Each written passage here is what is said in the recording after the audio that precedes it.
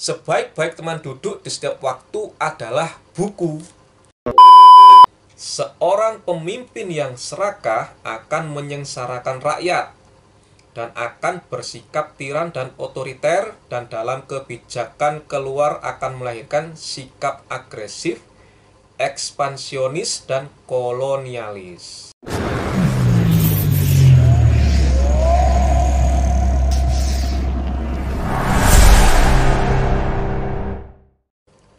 Assalamualaikum warahmatullahi wabarakatuh. Apa kabar kalian semua, wahai ulul albab? Semoga kita semua selalu dalam lindungan dan rahmat Allah subhanahu wa ta'ala. Amin ya rabbal alamin. Rekomendasi buku kali ini adalah rekomendasi buku yang ke-95. Jadi sudah 95 buku yang telah saya rekomendasikan kepada kalian semua. Kali ini adalah sebuah buku yang berjudul Jalan Hidup Sunan Gunung Jati, Sejarah Faktual dan Filosofi Kepemimpinan Seorang Pandita Raja. Seperti ini, ya.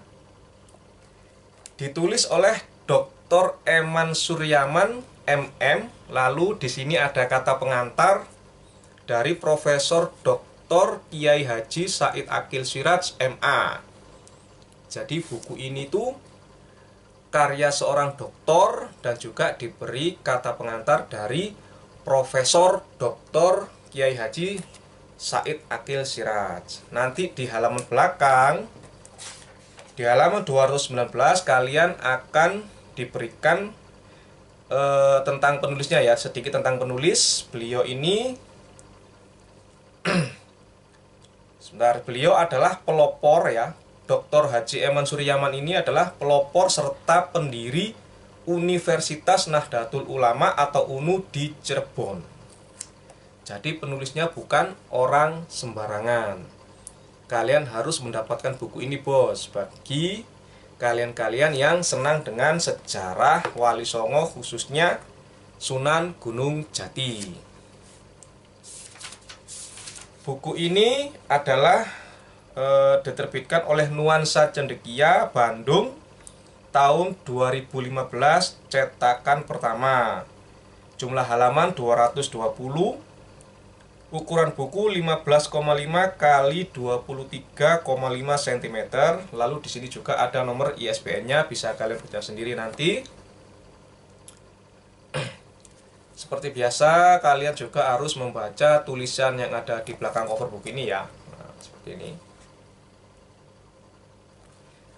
Tulisan di belakang cover buku ini, ya, tertulis bahwa buku ini merupakan sebuah catatan penting sejarah bangsa Indonesia yang memuat kisah hidup Sunan Gunung Jati.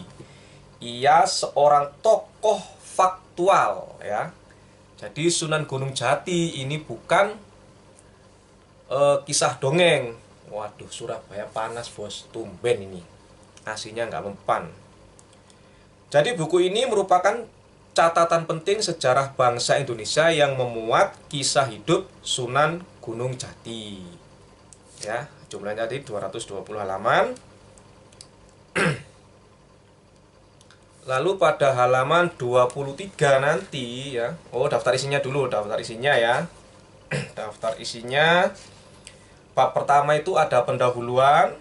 Lalu bab kedua itu profil ketokohan Sunan Gunung Jati, sejarah hidup dan silsilah keturunan Sunan Gunung Jati. Jadi nanti di sini ada nasabnya Sunan Gunung Jati. Ada pengalaman belajar Sunan Gunung Jati menjadi guru agama. Lalu ada bab 2 tentang Islamisasi di Jawa Barat dan kepemimpinan Sunan Gunung Jati. Ada bab 4 ajaran kepemimpinan Sunan Gunung Jati. Bab 5 etika kepemimpinan, dan seterusnya sampai bab 6, ya. Lalu saya akan memberikan sedikit kutipan supaya kalian tuh semakin penasaran dan mau memiliki serta mau membaca buku ini, ya. Jika kalian membuka halaman 23, ya. Halaman 23 itu ada tertulis kok halaman 23 bagaimana tuh? Halaman 24. Halaman 24 Dari beberapa sumber yang ada diketahui bahwa Sunan Gunung Jati lahir di Mesir. Jadi Sunan Gunung Jati ini lahir di Mesir pada tahun 1448 Masehi dengan nama Syarif Hidayat atau Syarif Hidayatullah. Dari sisi ayah,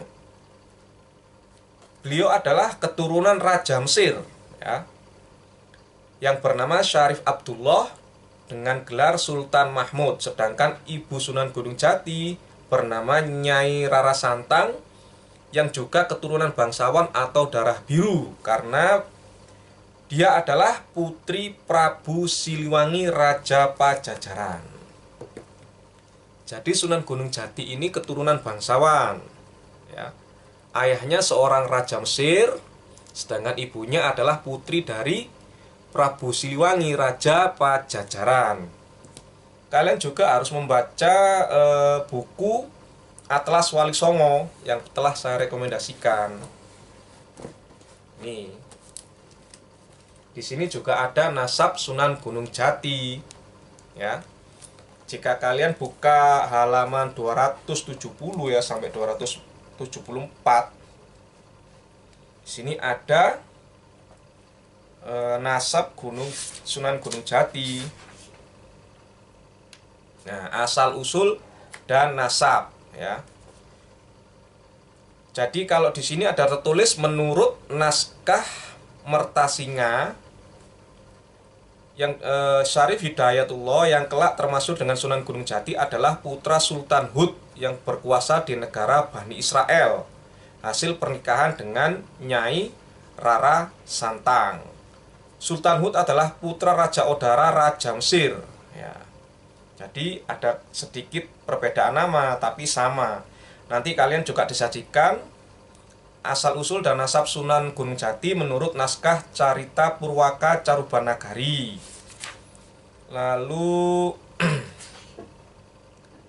dikatakan ya menurut naskah Carita Purwaka Carubanagari, ayah Sunan Gunung Jati itu keturunan dari Bani Hashim, keturunan Bani Ismail yang berkuasa di Ismailiyah negeri Mesir, yang wilayah mencapai Palestina, kediaman Bani Israel.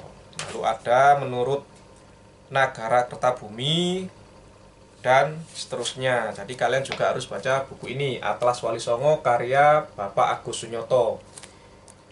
Buku ini juga ada kata pengantar dari Profesor Dr. Kiai Haji Said Akil Siraj dan juga dari Profesor Dr. Mundarjito, seorang arkeologi UI, seorang arkeolog, ya. Baca buku ini, juga baca buku ini. Panas bos, bentar. Panas banget.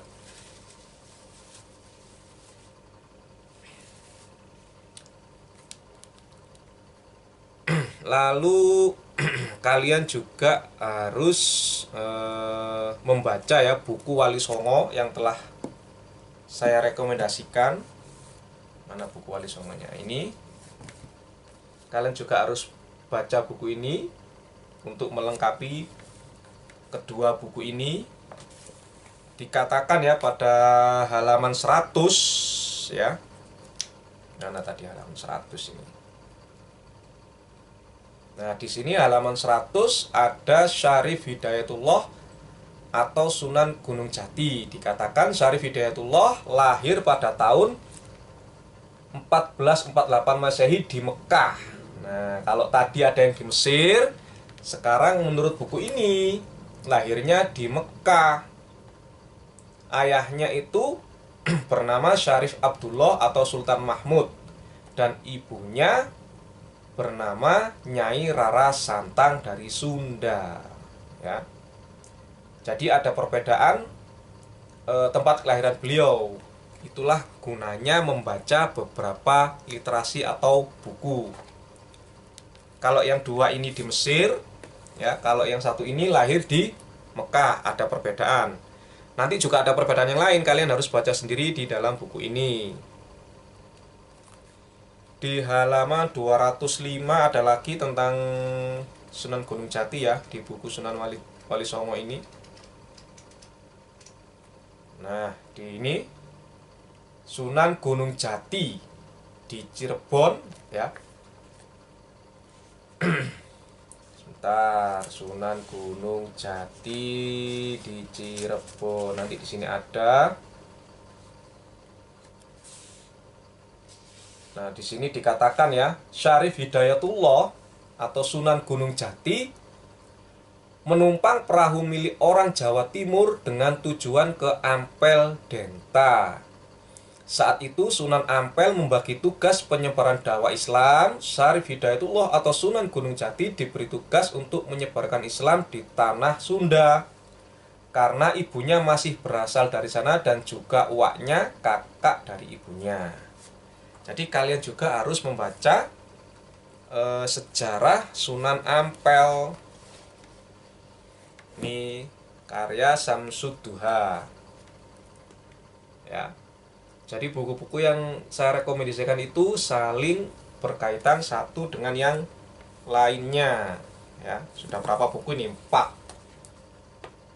Hanya untuk mengetahui Sunan Gunung Jati, dan masih banyak lagi buku-buku yang lain yang tidak saya miliki dan kalian harus memilikinya sendiri ya. Sunan Ampel tadi sudah. Sekarang kita lihat di halaman 37 dari buku Sunan Gunung Jati ya. Nah, ini ada yang penting ini ya. Di dalam buku ini ya, Sunan Gunung Jati halaman 37. Dan saya yakin jika saya bacakan kutipan ini, kalian itu akan menjadi orang yang gemar membaca ya.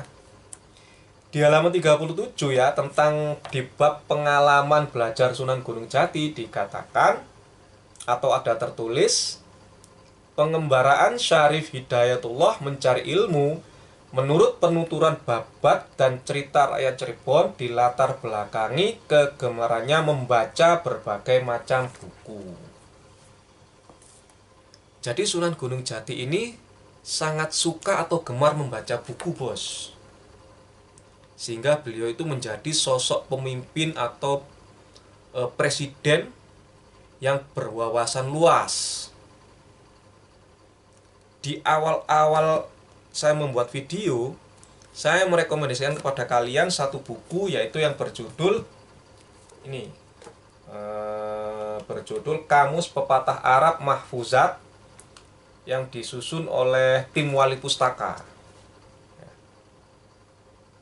Apa kalian sudah beli ini? Di video pertama saya rekomendasikan buku ini ya. Ini buku apa sih Mahfuzat ini ya?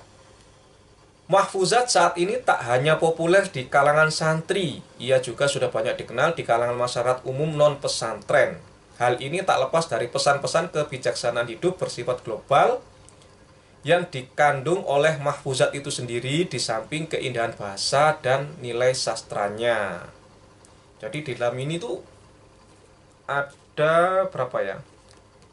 Berapa halaman ini? Banyak sekali nih, tebel nih, 360 lebih. Jadi ada teks Arab, ada artinya, teks Arab ada artinya. Jika kalian buka halaman 102 kitab Mahfuzat, kita buka ya halaman 102 ya. Di halaman 102 dikatakan, sebaik-baik teman duduk di setiap waktu adalah buku. Di halaman 102 nanti saya berikan screen capture-nya di video, insya Allah. Sebaik-baik teman duduk di setiap waktu adalah buku. Sunan Gunung Jati sangat gemar membaca buku, dan dikatakan di dalam kitab Mahfuzat ini, Mahfuzat Kamus Pepatah Arab ini, sebaik-baik teman duduk di setiap waktu adalah buku. Dan kalian juga bisa membuka halaman 274.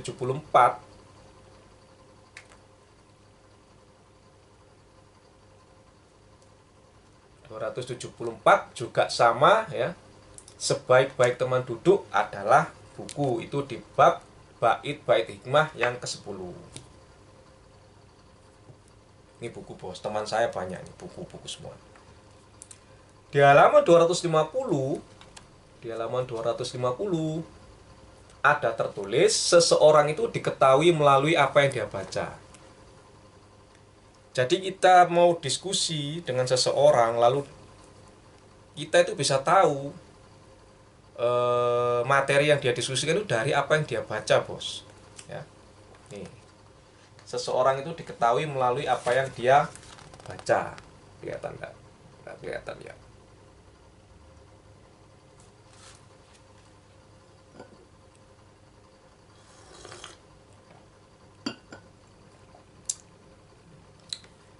Jadi jika Sunan Gunung Jati itu sangat gemar membaca, nanti saya akan merekomendasikan kepada kalian buku tentang Kiai Hasyim Asy'ari. Beliau juga sangat suka membaca buku.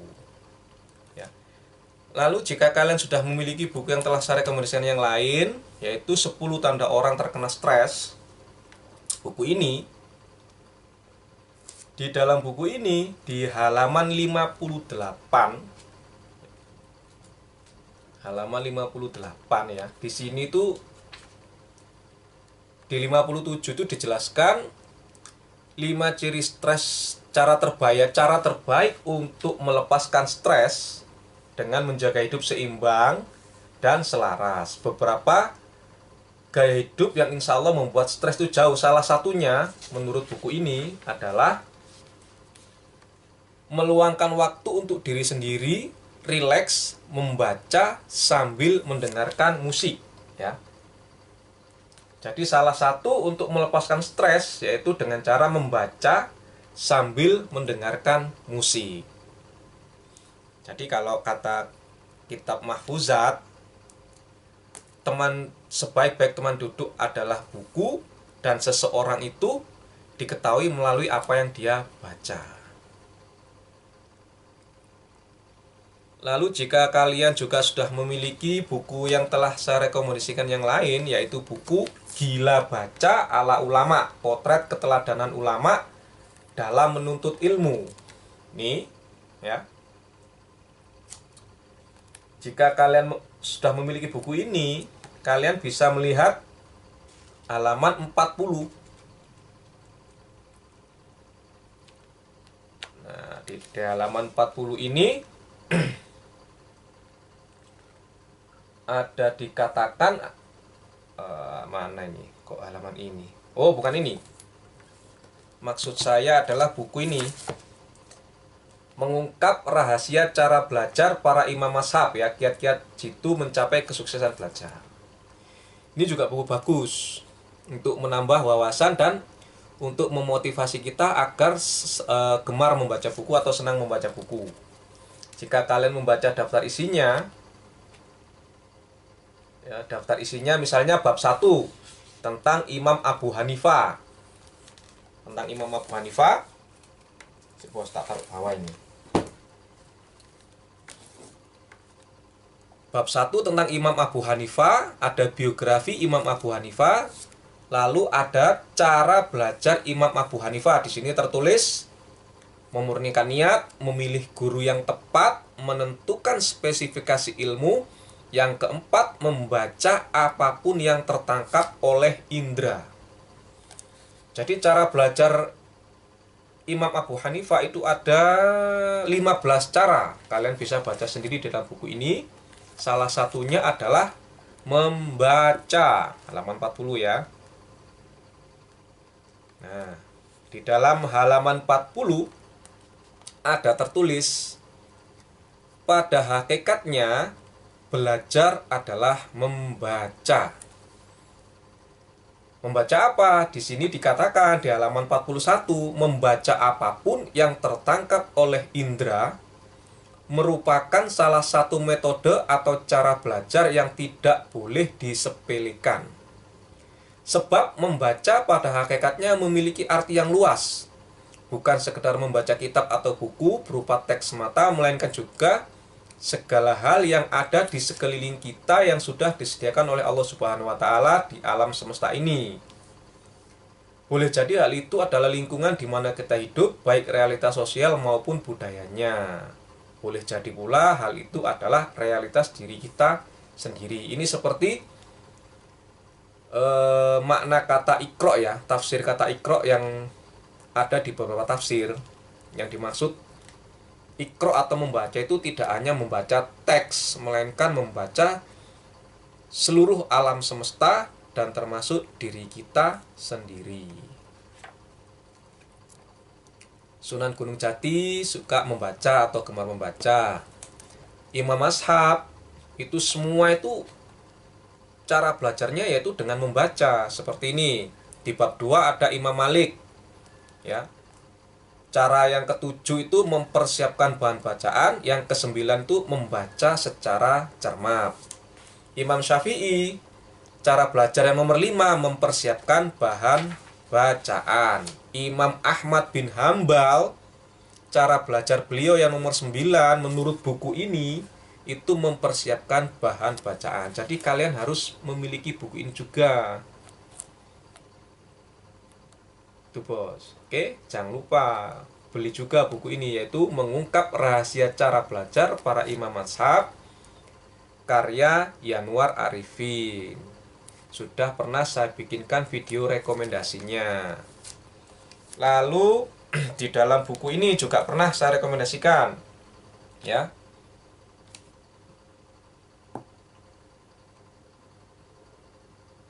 Buku Gila Baca ala Ulama. Gila Baca ala Ulama. Di cover belakang buku ini pun ada tulisan menarik. Di blok ini loh, bos. Nah, ini ada tulisan yang menarik ini. Di sini tertulis, ya. Membaca adalah aktivitas yang mulia. Ia adalah gerbang utama ilmu. Dengannya ilmu akan bertambah. Membaca adalah perintah pertama kepada Rasulullah Shallallahu Alaihi Wasallam.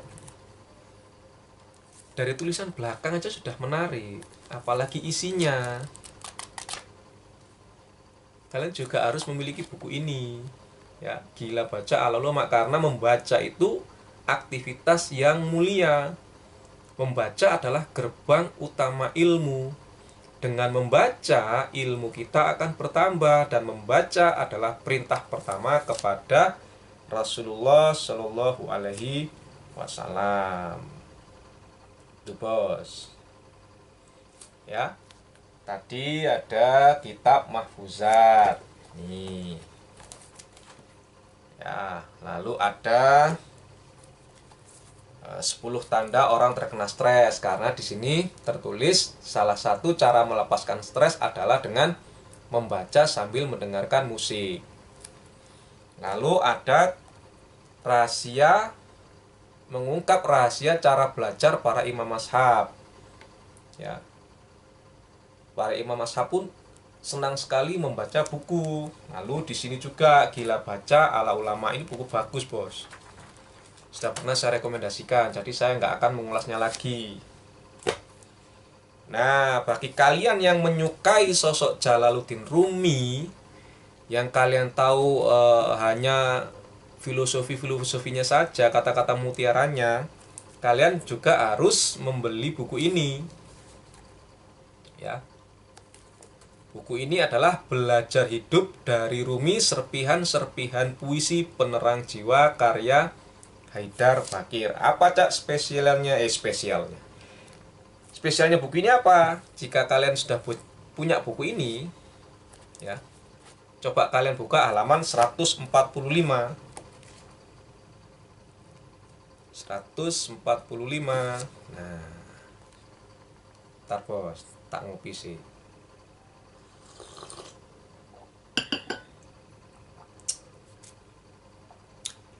Di halaman 145 ada tertulis, hari ini seperti setiap hari lain, kita bangun merasa hampa dan takut. Jangan buka pintu kamar, belajar, dan mulai membaca. Jalaluddin Rumi pun menganjurkan kepada kita untuk belajar mulainya dengan membaca. Ya, kalau tadi di buku mengungkap ini, buku Imam Mazhab tadi, ya. Di buku ini dikatakan pada hakikatnya belajar adalah membaca, ya. Pada hakikatnya belajar adalah membaca. Sedangkan Jalaluddin Rumi mengatakan belajar dan mulai membaca. Ya. Spesialnya buku ini ada puisinya Rumi, di bawahnya itu diberi tafsiran atau diberi syarahnya oleh sang penulis atau sang penyusun.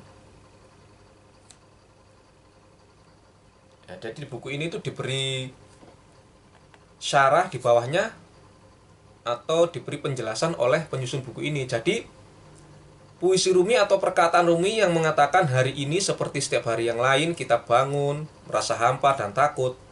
Jangan buka pintu kamar, belajar dan mulai membaca. Itu diberi tafsiran oleh Haidar Bakir, yaitu selalu jembarkan wawasanmu agar hal-hal asing tidak menakutkanmu dan justru bisa mencerahkanmu. Nah, masalahnya bagaimana kita tidak takut dengan hal-hal asing, bagaimana sesuatu itu bisa mencerahkan kita dan bisa menambah wawasan kita kalau kita itu tidak mau belajar dan tidak mau membaca. Di sini dikatakan belajar dan mulai membaca. Belajar pada hakikatnya adalah membaca. Jadi kalian harus banyak-banyak baca buku, bos.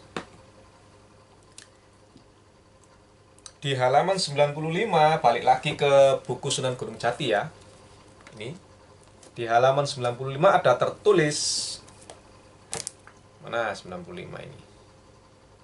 Nah, di sini ada tertulis untuk kebijakan luar negeri, Sunan Gunung Jati mengangkat Haji Tan Enghot atau Haji Ifdil Hanafi sebagai duta perdagangan Cirebon untuk menjalin hubungan dagang dengan negeri Cina. Karena apa? Tan Enghot sendiri merupakan seorang bangsa Cina Hokkien yang sudah menetap di Gunung Sembung untuk memperdalam agama Islam. Jadi ada peran Muslim Tionghoa, ya. Jadi di dalam sejarah Wali Songo itu pasti ada peran Muslim Tionghoa seperti yang pernah saya rekomendasikan ini Sunan Ampel. Sunan Ampel ini dari negeri Campa, ada mengatakan dari Cina. Pokoknya ada sangkut pautnya dengan Cina bermazhab Hanafi. Nanti ada sangkut pautnya dengan Laksamana Cheng Ho. Nanti saya rekomendasikan sebuah buku ya, beberapa buku tentang Muslim Tionghoa dan Laksamana Cheng Ho. Sunan Gunung Jati mengangkat Tan Enghot ini menjadi duta perdagangan Cirebon, ya. Pengangkatan ini di samping karena kepribadian juga kemampuan dagangnya yang baik dan tentu saja mempunyai nilai politis bagi Sunan Gunung Jati, terutama untuk menjalin kerjasama dengan Cina yang bisa memberi keuntungan bagi Cirebon. Ya. Jadi Sunan Gunung Jati sejak dahulu sudah bekerja, menjalin hubungan kerjasama dan diplomatis dengan negeri Cina. Alasannya kenapa? Ya kalian harus baca sendiri buku ini. Kenapa kok kerjasamanya dengan bangsa Cina? Kok tidak dengan bangsa Arab atau bangsa Malaysia atau bangsa-bangsa yang lain? Jadi kalian harus baca sendiri buku ini.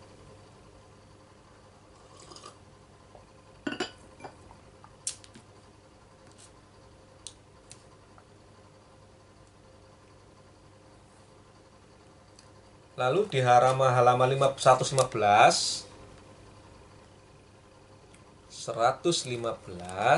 nah di sini tuh ada ajaran kearifan dan kebijaksanaan Sunan Gunung Jati. Salah satunya adalah jangan serakah, ya. Tertulis di dalam buku ini dikatakan ajaran atau kebijaksanaan Sunan Gunung Jati yang pertama itu jangan serakah. Kenapa tidak boleh serakah? Di dalam buku ini tertulis seorang pemimpin yang serakah akan menyengsarakan rakyat dan akan bersikap tiran dan otoriter, dan dalam kebijakan keluar akan melahirkan sikap agresif, ekspansionis, dan kolonialis. Jadi seorang pemimpin yang serakah itu pasti menyengsarakan rakyatnya. Jika ada rakyat yang jika sebuah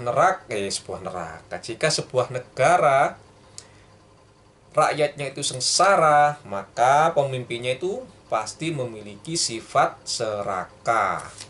Kenapa serakah itu nggak boleh? Ya tadi sudah saya sebutkan. Yang kedua, menurut buku ini, keserakahan terhadap kekuasaan telah melahirkan Fir'aun baru. Ada tertulis, keserakahan terhadap kekuasaan telah melahirkan Fir'aun baru. Lalu ada tertulis lagi, keserakahan terhadap materi telah melahirkan karun-karun baru melalui sistem kapitalisme global. Jadi keterangan lebih lanjutnya kalian baca sendiri di dalam buku ini. Lalu kutipan yang terakhir, yang kelima, saya ambil dari halaman 195. 195. Nah, halaman ini tuh kayaknya ada hubungannya dengan kondisi negeri kita saat ini, ya. Di sini tertulis di dalam buku ini ya, halaman 195 tertulis, pemimpin tidak dilahirkan begitu saja, melainkan butuh proses pembelajaran yang begitu panjang. Pemimpin yang lahir tanpa sebuah proses justru cenderung menjadi pemimpin yang adigang, adigung, adiguna, sombong, dan arogan.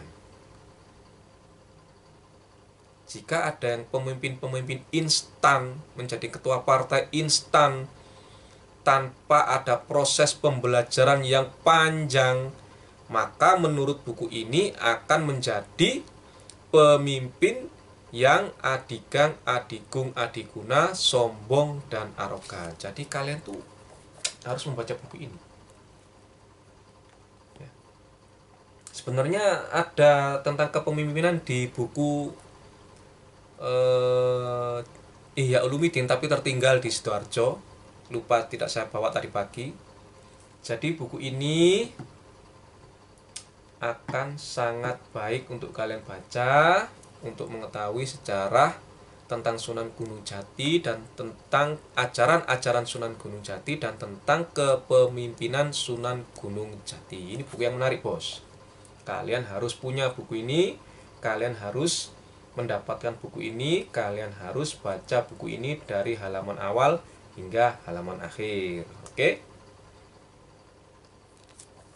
Menarik, bos. Jangan lupa beli ya di toko-toko buku terdekat rumah kalian. Dan semoga bermanfaat. Mohon maaf lahir batin jika ada kata-kata saya yang kurang berkenan. Wassalamualaikum warahmatullahi wabarakatuh.